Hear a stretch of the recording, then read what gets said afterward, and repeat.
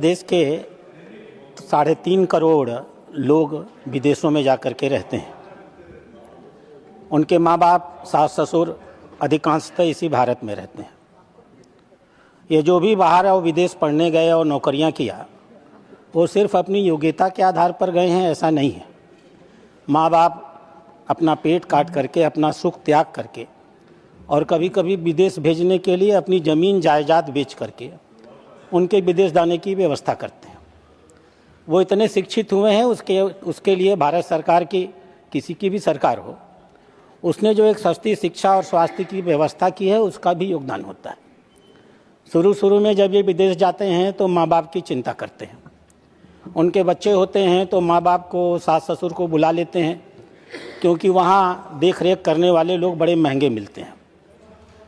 समय बीतता है, धीमे धीमे वो उनका लगाव अपने माँ बाप के प्रति घटता चला जाता है। 24-25 के आंकड़े बताते हैं कि ऐसी तकरीबन 500 घटनाएं इस देश में ऐसी होती हैं जिनके बच्चे विदेश पढ़ते हैं और जीवन के अंतिम काल में उनके जीवन का सारा सुख चला जाता है और पीड़ांतक मौत उनको अकेलेपन में प्राप्त होती है। सरकार ने एक नियम बनाया था, maintenance and welfare of parents and senior citizen act 2007 में। यह एक्ट करीब एक दंतहीन एक्ट था। माँ बाप अगर कोर्ट में जाकर कहेंगे तब उनको सुविधा मिलेगी।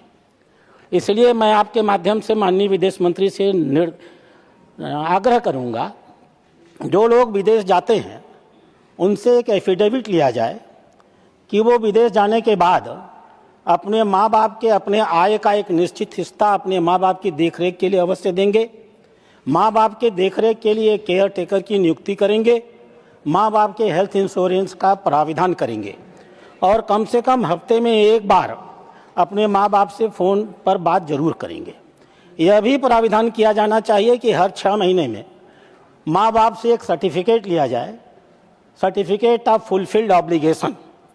और जो माँ बाप इस प्रकार के ऑब्लिगेशन सर्टिफिकेट्स नहीं देते हैं, भारत सरकार को ऐसे लोगों का पासपोर्ट निरस्त करना चाहिए और उन्हें वापस भारत में बुला लेना चाहिए। मैं आपसे यही आग्रह करता हूँ।